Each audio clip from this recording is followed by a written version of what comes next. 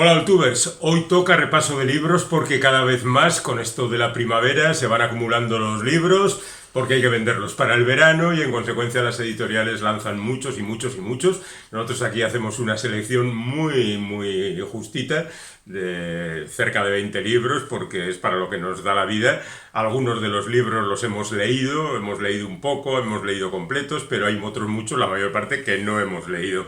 Tratamos siempre de ir diciendo cuáles hemos leído y cuáles no, para que de alguna manera no caiga sobre nosotros la responsabilidad de haber dicho este libro es bueno y no lo hemos leído. No, en todo caso decimos este autor o autora nos parece interesante y el argumento de este libro nos parece vaya.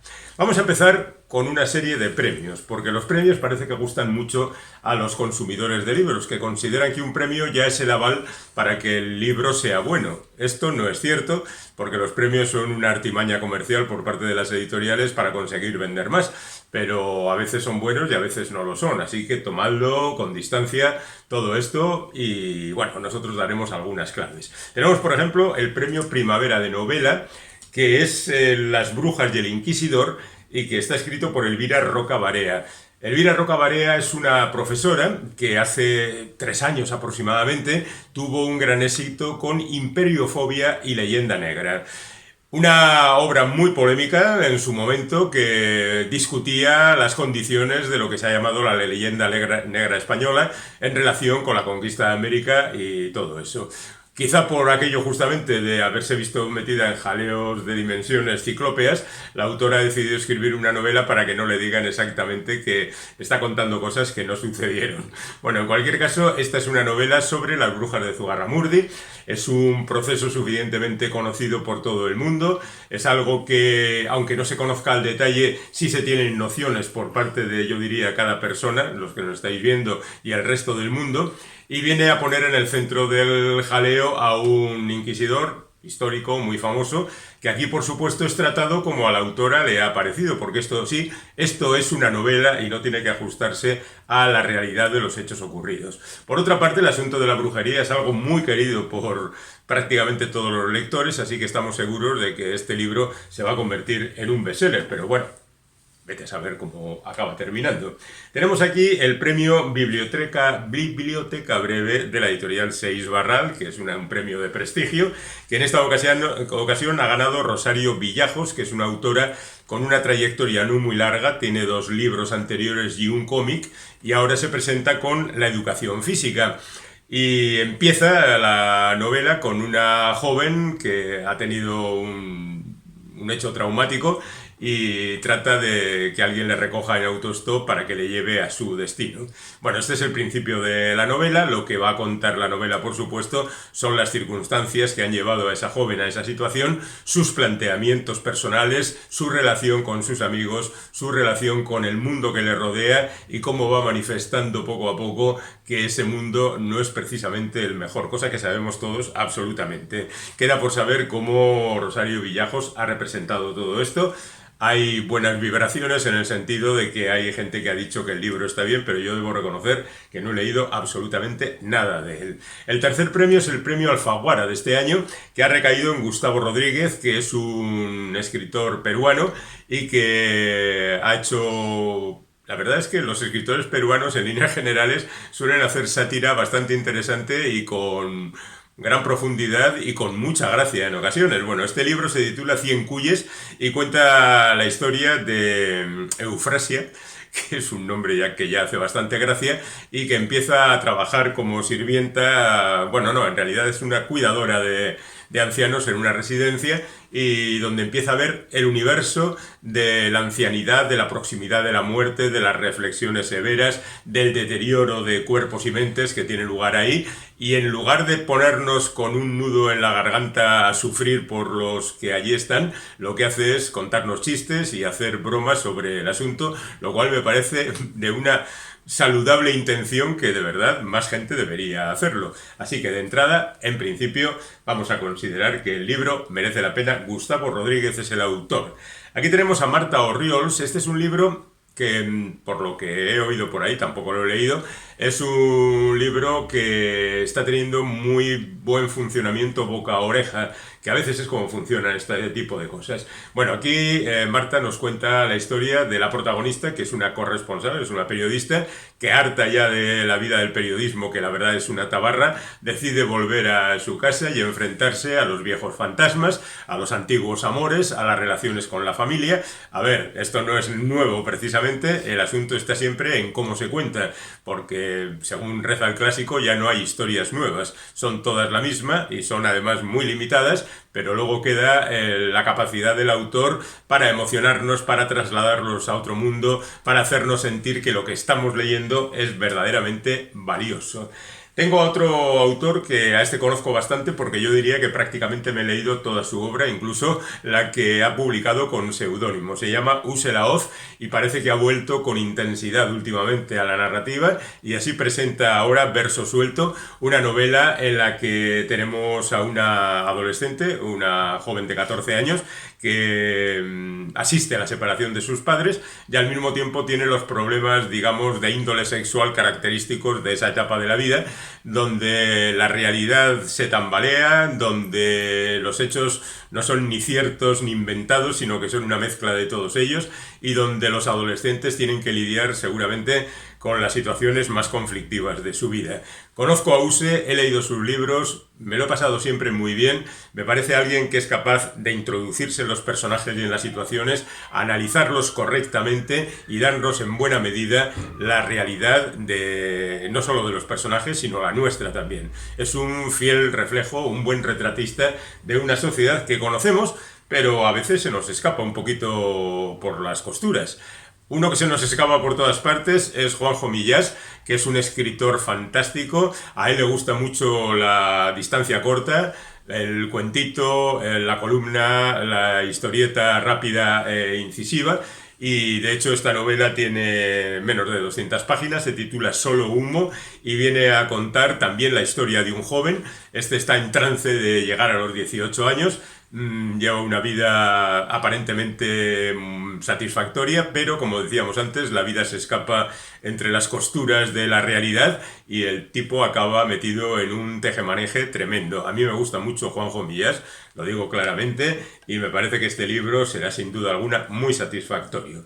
Aquí tengo a alguien a quien no conozco de nada, se llama Ignacio Ferrando y a pesar de que ha publicado libros anteriormente, lo siento, Ignacio, no te he leído nunca. Y este libro, que se titula El rumor y los insectos, me parece lo suficientemente interesante como para comentaros que deberíais leerlo. Yo voy a leerlo, porque es una mezcla de ciencia ficción, porque ocurre en una especie de lugar idílico, una especie de urbanización donde hay personas humanas y androides, y allí se van mezclando las situaciones porque no se sabe exactamente quién es el replicante, que diríamos en Blade Runner, porque no sabemos quiénes son las máquinas y quiénes los humanos, y al mismo tiempo se empiezan a producir una especie de asesinatos rituales que van a alterar la fisonomía del lugar. Es decir, que tiene de todo, tiene ciencia ficción, tiene introspección social y tiene además crímenes apasionantes.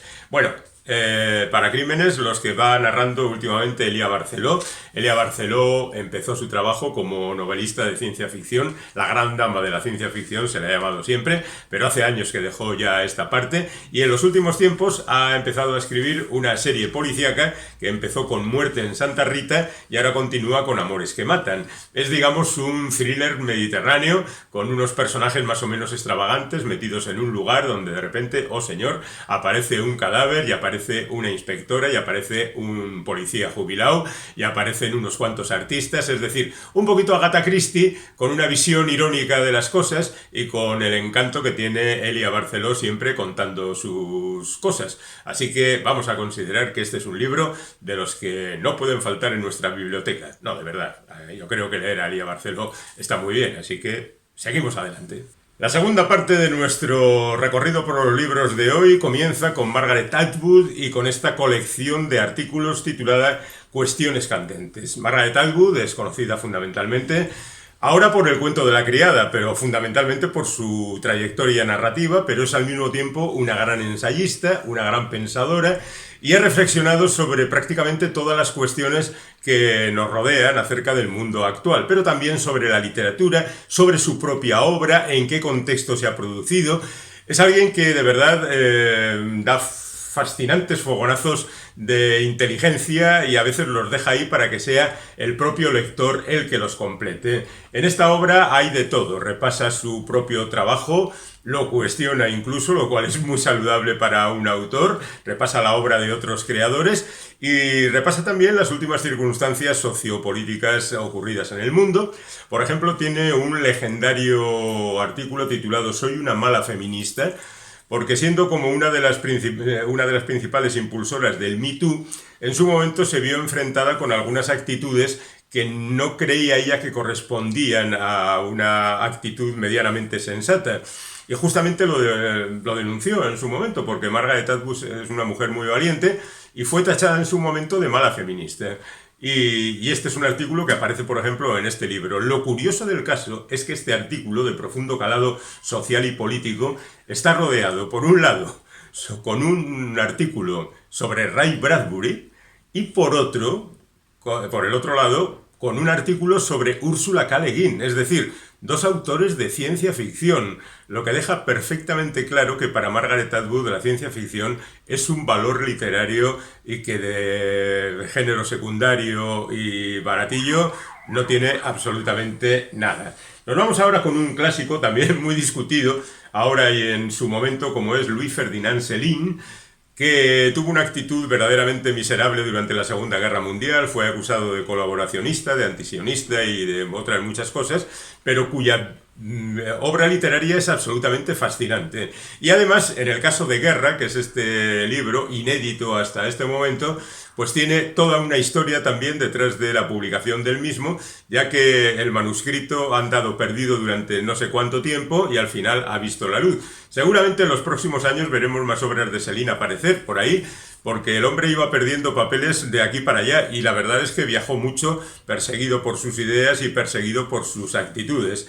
El leer a Céline, por ejemplo, El viaje al fin de la noche, es una experiencia inenarrable, entre otras cosas, y al margen de posiciones muy discutibles, este hombre es un antibelicista, claro, y la verdad es que Guerra, que habla de las consecuencias de la guerra, no de la propia guerra, es una muestra de su capacidad para impresionarnos y para acongojarnos un poquito. Y después de leer a Céline, podemos leer a Paul Ewen, al que no conozco de nada, pero que me ha gustado mucho el planteamiento de este libro, que es Francis Plough, cómo ser un autor público. Francis Plough, ese del título, es un personaje fascinado por la literatura y anda continuamente detrás de los autores que le vuelven loco. Y entonces se presenta en los lugares donde tienen lugar las reuniones, o sea, presentaciones públicas, conferencias y cosas por el estilo, y acaba montando un guirigay de algún tipo.